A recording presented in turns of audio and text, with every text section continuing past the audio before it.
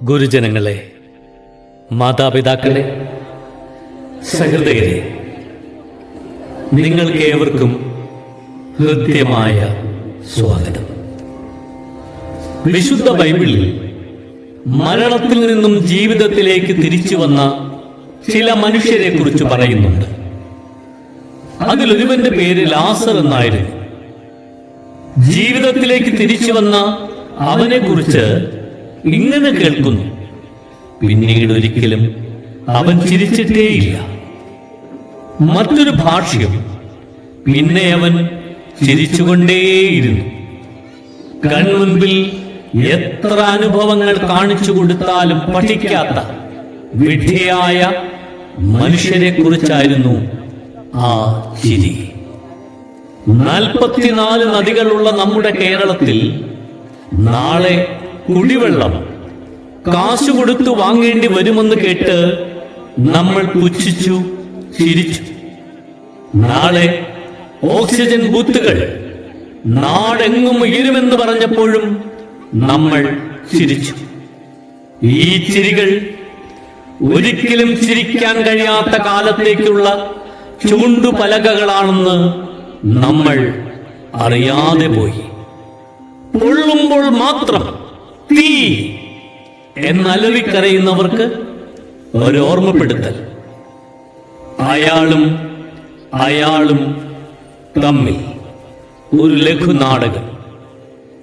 നാടകരചനാ സംവിധാനം ബാബു പള്ളാശ്ശേരി. നിർമ്മാണവും അവതരണവും ശ്രീ ചിന്നൻ ടി പൈനാടത്ത്.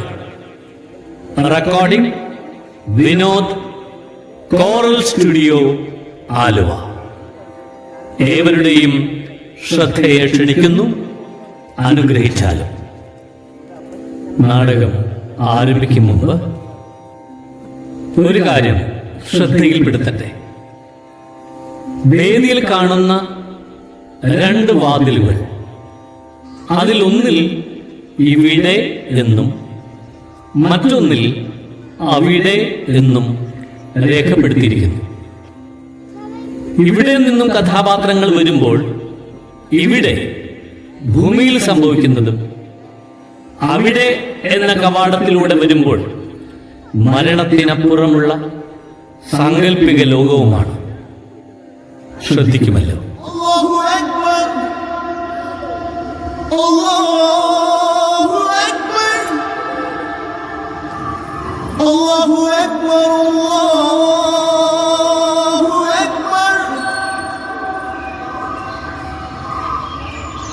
أشهد أن لا إله إلا الله أشهد أن لا إله إلا الله. നിസ്കാരത്തിനിരിക്കുമ്പോ പടച്ചോനോട് മനസ്സിന്റെ ബസമങ്ങളും ആവലാദികളും പറഞ്ഞു കഴിയുമ്പോ വല്ലാത്തൊരാശ്വാസാണ്. KK വീട്ടിലെ പൗലോസിന്റെ കുടുംബത്തിന് വേണ്ടിയും പടിഞ്ഞാറേ വീട്ടിലെ പണിക്കരേട്ടന്റെ കുടുംബത്തിന് വേണ്ടിയും നമ്മൾ പ്രാർത്ഥിക്കും. ഇന്നു വരെ ബാപ്പുട്ടിയെ, പൗലോസ് ക്രിസ്ത്യാനിയല്ലേ, അല്ലെങ്കിൽ പണിക്കര് ഹിന്ദുവല്ലേ, അവർക്കു വേണ്ടി നീ എന്തിനാ പ്രാർത്ഥിക്കണേന്ന് പടച്ചോൻ എന്നോട് ചോദിച്ചിട്ടില്ല. പടച്ചോന് അവൻ സൃഷ്ടിച്ച മനുഷ്യനേ ഉള്ളൂ, ജാതിയില്ല. ഇന്ന് നമ്മുടെ പ്രാർത്ഥന മുഴുവൻ പണിക്കരേട്ടന് വേണ്ടിയായിരുന്നു.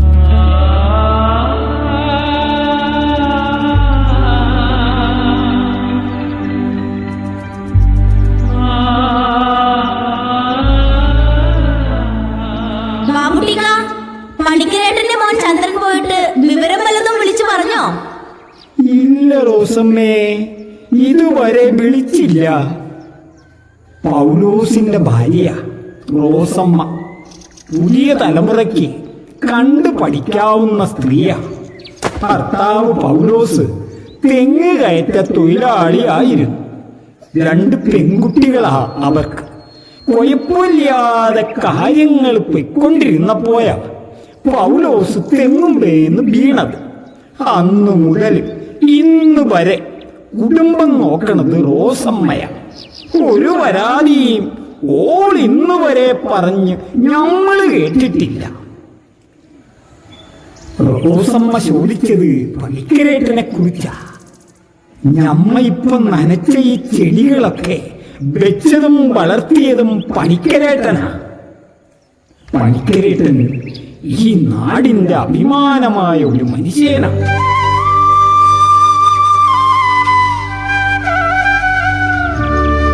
ഇതുപോലുള്ള വ്യക്തിത്വങ്ങള് ഇന്നും ജീവിച്ചിരിക്കുന്നത് കൊണ്ടാ ഞമ്മള് മാലിന്യ കൂമ്പാരങ്ങൾക്കിടയിൽപ്പെട്ടു പോകാത്തത്. പണിക്കരേട്ടനെ പറ്റി പറയുമ്പോ ഞമ്മക്ക് 100 നാവാ. അത് പറഞ്ഞു തുടങ്ങും മുമ്പ് ഒന്ന് പറഞ്ഞോട്ടെ.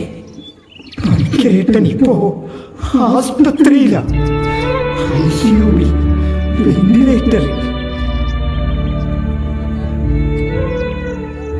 അദ്ദേഹം പലപ്പോഴും നമ്മളോട് പറഞ്ഞിട്ടുണ്ട്, ബാപ്പുട്ടി, നമ്മള് വീണുപോയാ ഒരു കാരണവശാലും നമ്മള് ICU-വിലും വെന്റിലേറ്ററിലും കിടത്തരുതെന്ന്. തന്റെ ആയുസിന്റെ പകുതിയിലേറെ ഒരു പ്രസ്ഥാനം കെട്ടിപ്പടുക്കുന്നതിന് വേണ്ടി മാറ്റിവെച്ച മാനാണ് പണിക്കരേട്ടൻ.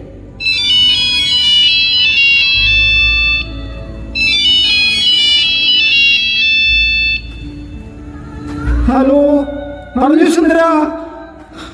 പഠിച്ചോനെ,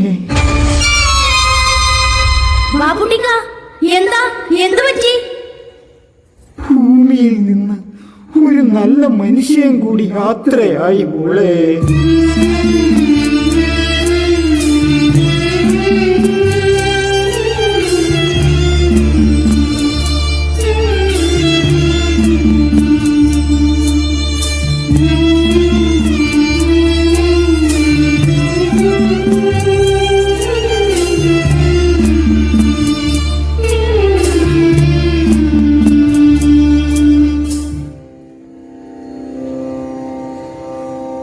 ഒരു വീട്ടിൽ അടുപ്പു പുകഞ്ഞാൽ മറുവീട്ടിൽ പശിയില്ലാർന്നേ.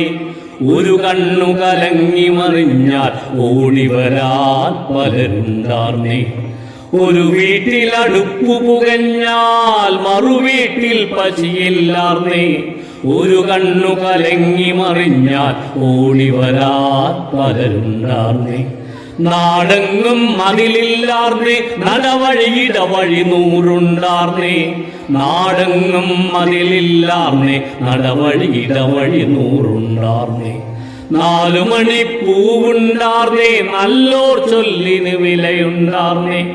4 മണിപ്പൂവുണ്ടാർന്നേ, നല്ലോർ ചൊല്ലിന് വിലയുണ്ടാർന്നേ. അന്നും പല മതമുണ്ടാർന്നേ, അതിലും അപ്പുറമൻപുണ്ടാർന്നേ. അന്നും പല മതമുണ്ടാർന്നേ, അതിലും അപ്പുറമൻപുണ്ടാർന്നേ. നിന്റെ പടച്ചോൻ എന്റെ പടച്ചോൻ എന്നുള്ളൊരു തല്ലില്ലാർന്നേ. നിന്റെ പടച്ചോൻ എന്റെ പടച്ചോൻ എന്നുള്ളൊരു തല്ലില്ലാർന്നേ. ആ നാടിനെ കണ്ടവരുണ്ടോ, എങ്ങോട്ടത് പോയറിവുണ്ടോ? ആ നാടിനെ കണ്ടവരുണ്ടോ, എങ്ങോട്ടത് പോയറിവുണ്ടോ? ആ നാട് മരിച്ചേ പോയോ, അത് വെറുമൊരു കനവായിരുന്നു. ആ നാട് മരിച്ചേ പോയോ, അത് വെറുമൊരു കനവായിരുന്നു.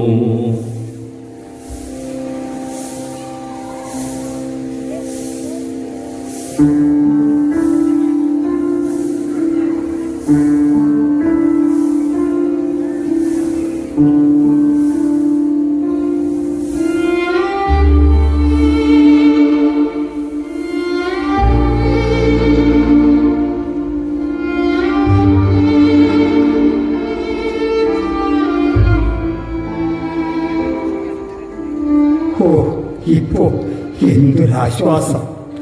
ആ തണുത്ത മുറിയിൽ തണുത്ത് വിലങ്ങലിച്ച് എത്ര ദിവസമായി ഞാൻ കിടക്കുന്നു. അതിൻ്റെ കൂട്ടത്തിൽ കൃത്രിമ ശ്വാസം. ഈ ശ്വാസം എനിക്ക് കിട്ടുന്നു എന്നാണോ എൻ്റെ മക്കൾ കരുതിയിരുന്നത്? അവർ എന്നോട് ദയ കാട്ടിയില്ല, തീരെ ദയ കാട്ടിയില്ല. എന്നോട് അല്പമെങ്കിലും സ്നേഹമുണ്ടായിരുന്നെങ്കിൽ സ്വസ്ഥമായി മരിക്കാനെങ്കിലും അവർ അനുവദിക്കുമായിരുന്നു. ഇത്തരത്തിൽ ഒരുപാട് പേരുടെ സങ്കടം കണ്ടതുകൊണ്ടാണ് പാലിയേറ്റീവ് കെയർ എന്ന നല്ലൊരാശയത്തിന് വേണ്ടി ഞാൻ പ്രവർത്തിച്ചത്. അവിടെ ബന്ധുമിത്രാദികളുടെ സ്നേഹ പരിലാളനങ്ങൾ ആസ്വദിച്ച്, പാട്ടുകൾ കേട്ട്, കൊച്ചുമക്കളെ കണ്ട്, സന്ദർശകരായ പഴയ ചങ്ങാതിമാരുമായി ഓർമ്മകൾ പങ്കുവെച്ച് പതുക്കെ പതുക്കെ ഒരപ്പൂപ്പൻ താടി പോലെ പതന്നങ്ങ് പോകാം. ലോകത്തിൻ്റെ വേദനയും അസ്വസ്ഥതകളും മറന്ന് അതൊരു സുന്ദരമായ യാത്രയായിരിക്കും. അതിനുള്ള ഭാഗ്യം എൻ്റെ മക്കൾ എനിക്ക് തന്നില്ല. ഒരിക്കൽ ഒരു മകൻ എൻ്റെ അരിയിൽ വന്നു നിന്ന് ഒരു കുഞ്ഞിനെ പോലെ അലറിക്കരഞ്ഞു. അവൻ്റെ അച്ഛൻ്റെ ജഡം ആശുപത്രിക്കാർ വിട്ടുകൊടുക്കുന്നില്ലാത്രേ. ലക്ഷങ്ങൾ വേണം കെട്ടിവെക്കാൻ. ഞാൻ എന്ത് ചെയ്യണം? ജഡം അവരോട് എടുത്തോന്ന് പറയണോ? കർമ്മങ്ങൾ ചെയ്യാതെ ഒരു ഗതി കിട്ടാത്ത ആത്മാവായി എന്റെ അച്ഛൻ അലഞ്ഞു തിരിയണോ? ഒന്ന് പറഞ്ഞു തരൂ സാർ. ഒരു പുത്രൻ ജനിക്കാൻ വേണ്ടി എന്റെ അച്ഛനും അമ്മയും ഒരുപാട് വഴിപാടുകൾ നേർന്നത്രേ. എന്തിനെന്നറിയോ? മരിക്കുമ്പോ കൊള്ളി വെക്കാൻ ഒരു പുത്രൻ വേണമെന്ന്. ആ മകനാ കൈകൂപ്പി ചോദിക്കണേ, എന്നെ ഒന്ന് സഹായിക്കാമോ?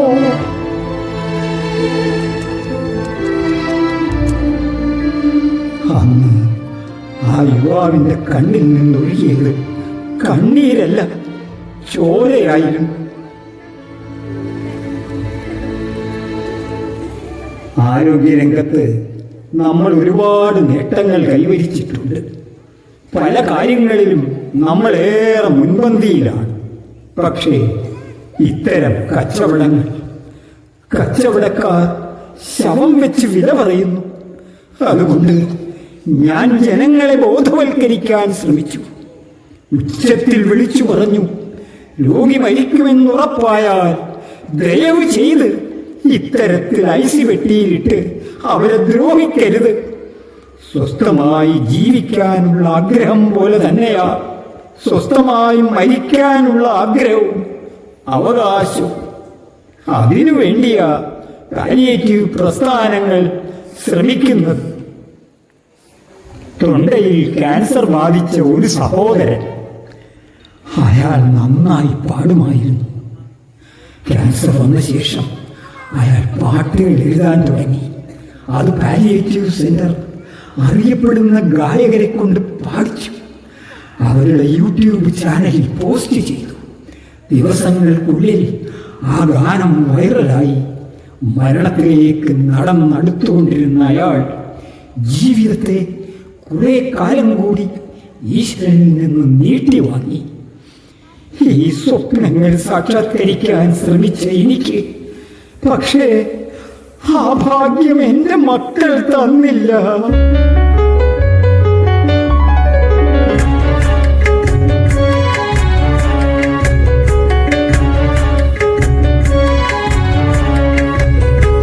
ഇനിയൊന്നു തിരികെ നടക്കണം, ഇനിയൊന്നു തിരികെ നടക്കണം, വന്ന വഴിയോർത്തോർത്തു പോകണം. ഇനിയൊന്നു തിരികെ നടക്കണം, ഇനിയൊന്നു തിരികെ നടക്കണം, വന്ന വഴിയോർത്തോർത്തു പോകണം. മുള്ളുപതിച്ചൊരാവേവിന്റെ ചൂടുള്ള പെരുവഴിയിലൂടെ തിരിക്കണം. ഇനിയൊന്നു തിരികെ നടക്കണം.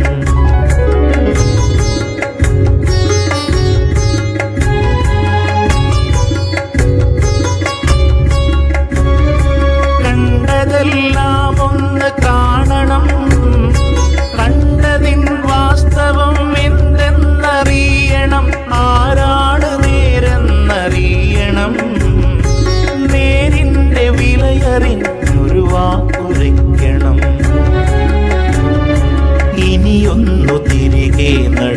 നടക്കണം. ഇനിയൊന്നു തിരികെ നടക്കണം. വന്ന വഴിയോർത്തോർത്തു പോകണം.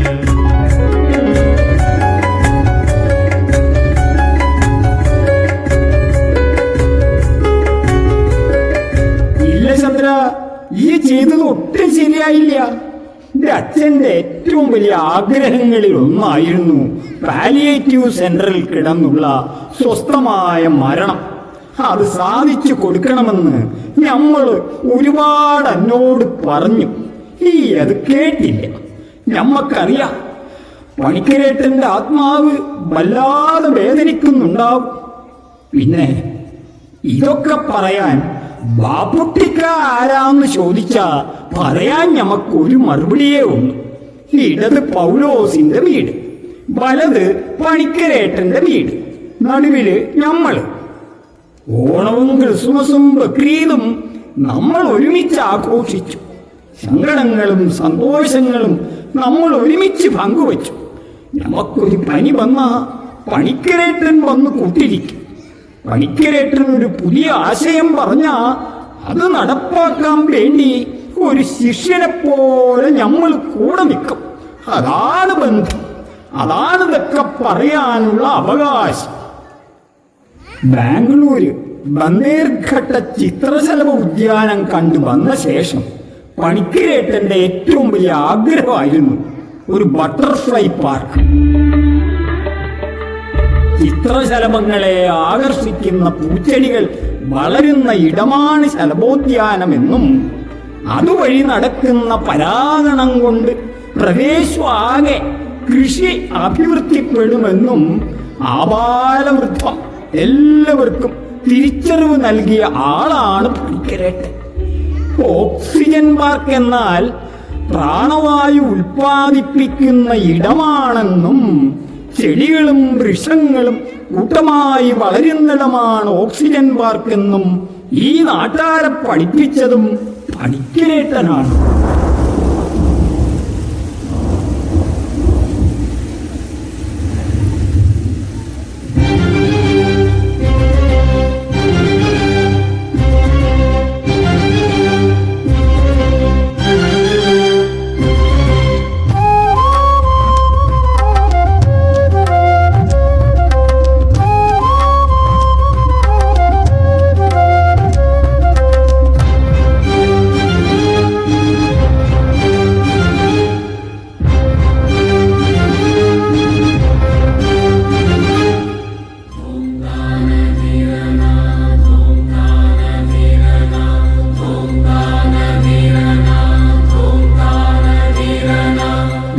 तानधिरना धूम नम धूम नम धूम तानधिरना धूम नम धूम नम धूम तानधिरना धूम धीरना धूम तानधिरना धूम धीरना धूम तानधिरना धूम तानु धीरना धूम तानधिरना धूम तानु धीरना धूम तानधिरना धूम.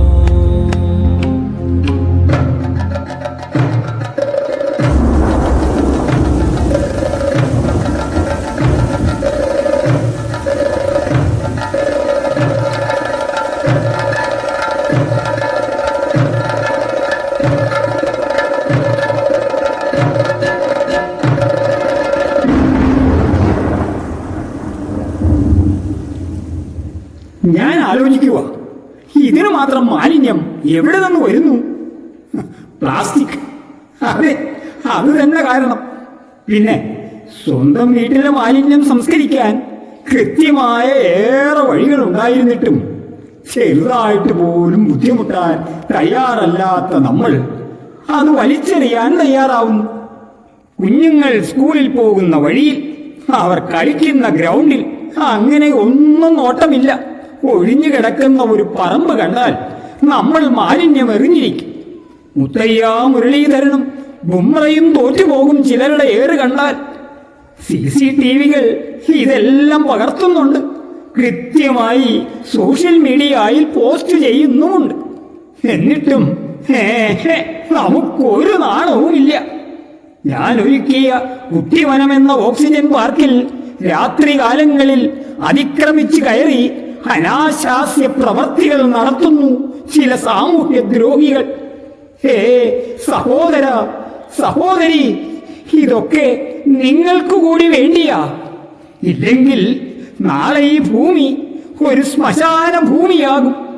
ചുട്ടുപൊള്ളി അല്ലെങ്കിൽ പ്രളയം വന്ന് നശിച്ച് നാമാവശേഷമാകും. മൃതിയുടെ കറുത്ത വിഷപുഷ്പം വിടർന്നതിൻ നിഴലിൽ നീ നാളെ മരവിക്കേ.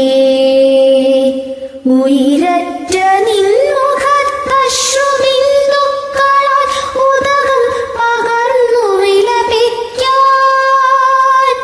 ഉദകം പകർന്നു വിലപിക്കാൻ. മനുഷ്യന് ജീവിക്കാൻ വേണ്ടതെല്ലാം ഈ പ്രകൃതി ഒരുക്കിയിട്ടുണ്ട്. ഉഴുത് മണ്ണ് പാകപ്പെടുത്താൻ ഒരു കാലം, വിതയ്ക്കാൻ ഒരു കാലം, വിത വളർന്ന് പാകമാകാൻ ഒരു കാലം, കൊയ്യാനും മെതിക്കാനും അനുയോജ്യമായ കാലങ്ങൾ. ഒരു കലണ്ടറും നോക്കാതെ പ്രകൃതി അമ്മ അത് നമുക്ക് തന്നുകൊണ്ടിരുന്നു. എന്നാൽ ഇപ്പോഴോ ഋതുക്കളാകെ മാറി. വെയിൽ വരേണ്ടിടത്തും മഴ, മഴയ്ക്കു പകരം കൊടും വേനൽ, നദികൾ വറ്റി വരണ്ടു, കൃഷി അപ്പാടെ നശിച്ചു. കൃത്രിമ വളങ്ങൾ ഉപയോഗിക്കുന്നത് കൊണ്ട് പുതിയ കൃമികീടങ്ങൾ പെരുകി, ഭക്ഷണം വിഷമായി മാറി. ഞാനും എന്നെപ്പോലുള്ളവരും കുഞ്ഞുമക്കളും സ്വപ്നം കണ്ട ഭൂമി വയ്യ, എനിക്ക് വയ്യ. ഞാൻ വല്ലാതെ തളരുന്നു.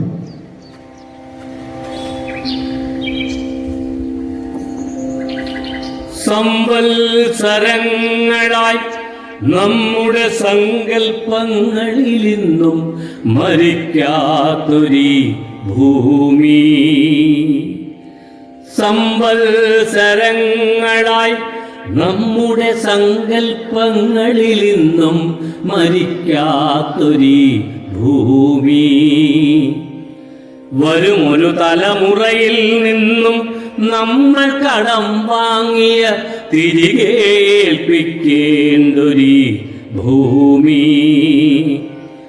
വരുമൊരു തലമുറയിൽ നിന്നും നമ്മൾ കടം വാങ്ങിയ തിരികെ ഏൽപ്പിക്കേണ്ടൊരീ ഭൂമി. ഇത് പ്രപിതാക്കൾ തന്നൊരു സ്വത്തല്ല, ഇത് ധൂർത്തപുത്രർക്കായി ആവോളം നുകരുവാൻ കരുതിയൊരളവില്ല കലവറയല്ല, കരുതിയൊരളവില്ല കലവറയല്ല. ഇത് പ്രപിതാക്കൾ തന്നൊരു സ്വത്തല്ല, ഇത് ധൂർത്തപുത്രർക്കായി ആവോളം നുകരുവാൻ കരുതിയൊരളവില്ല കലവറയല്ല, കരുതിയൊരളവില്ല കലവറയല്ല.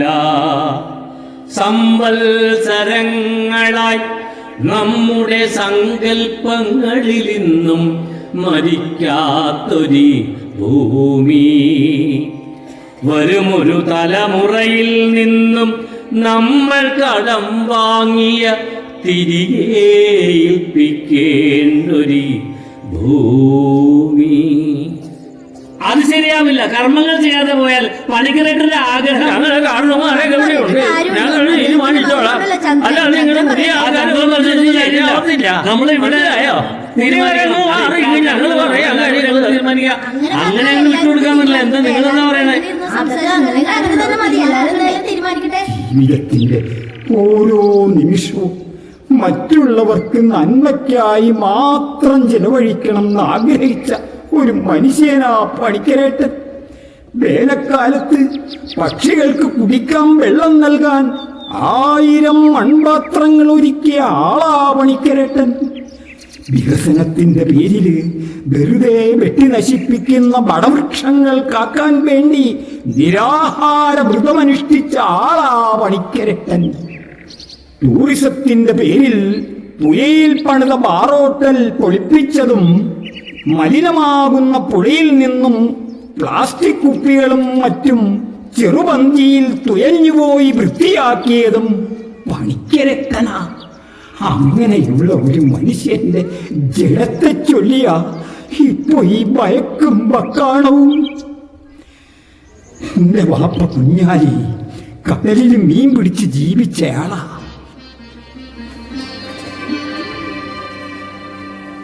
വാപ്പ മയ്യത്തായപ്പ എന്താ പറഞ്ഞേന്നറിയോ? മോനെ, ഈ കടലിലെ മീനുകളെ തിന്നും അഭയ വിറ്റുമാണ് നമ്മൾ ജീവിച്ചത്. അതുകൊണ്ട് ഞമ്മ മരിച്ച നമ്മുടെ ശരീരം കടലിലെ മീനുകൾക്ക് തിന്നാൻ കൊടുക്കണമെന്ന്. അതുപോലെ തന്നെ ആയിരുന്നു പണിക്കരേട്ടന്റെ ആഗ്രഹവും. ഞാൻ മരിച്ച വെറുതെ കത്തിച്ച് കളയാതെ അത് കുട്ടികൾക്ക് പഠിക്കാൻ കൊടുക്കണമെന്ന്. അതാണിപ്പോ പണിക്കരേട്ടന്റെ മോൻ സമ്മതിക്കാത്തത്.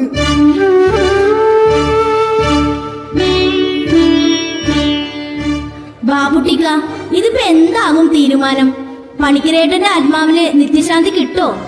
അതോ കോടതി തീരുമാനത്തിന് വേണ്ടി വീണ്ടും വീണ്ടും ഐസ് പെട്ടിയിൽ ദിവസങ്ങളോളം ഇരിക്കേണ്ടി വരുമോ?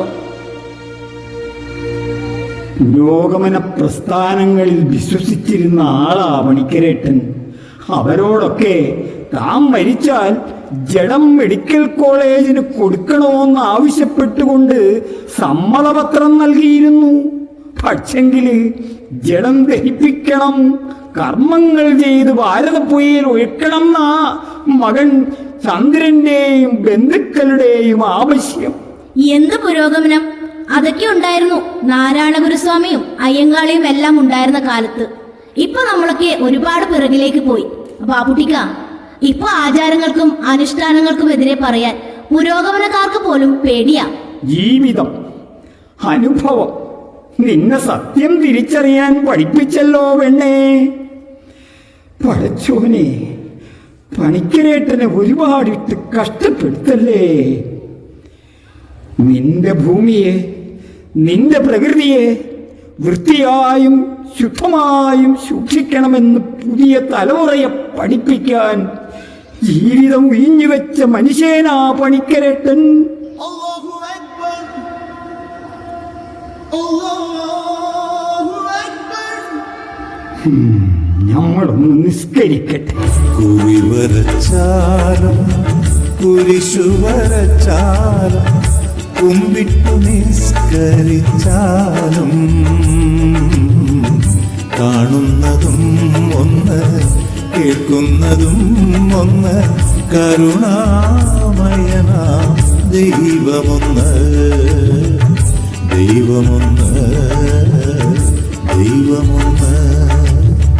കുറി വരച്ചാലും കുരിശു വരച്ചാലും കുമ്പിട്ടു നിസ്കരിച്ചാലും കാണുന്നതും ഒന്ന് കേൾക്കുന്നതും ഒന്ന് കരുണാമയനാ ദൈവമൊന്ന് ദൈവമൊന്ന് ദൈവമൊന്ന്.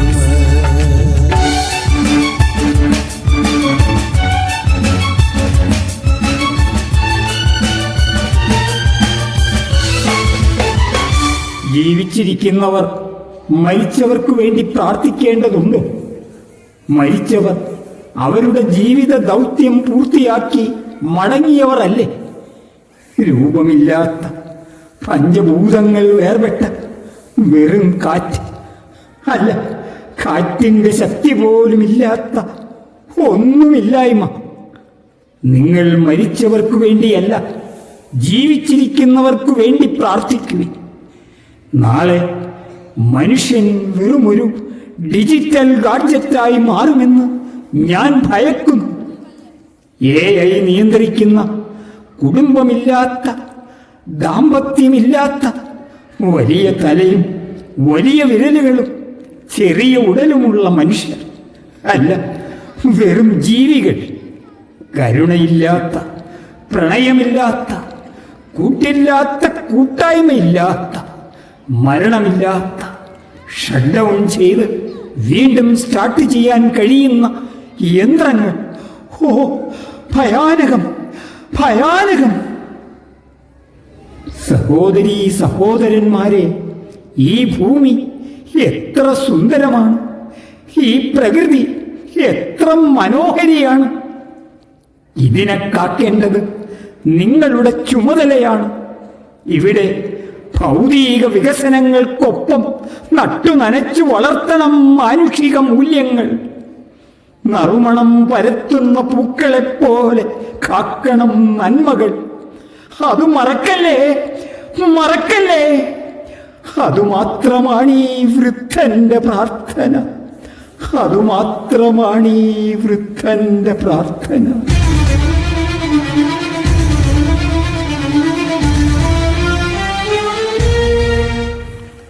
നന്ദി, നമസ്കാരം.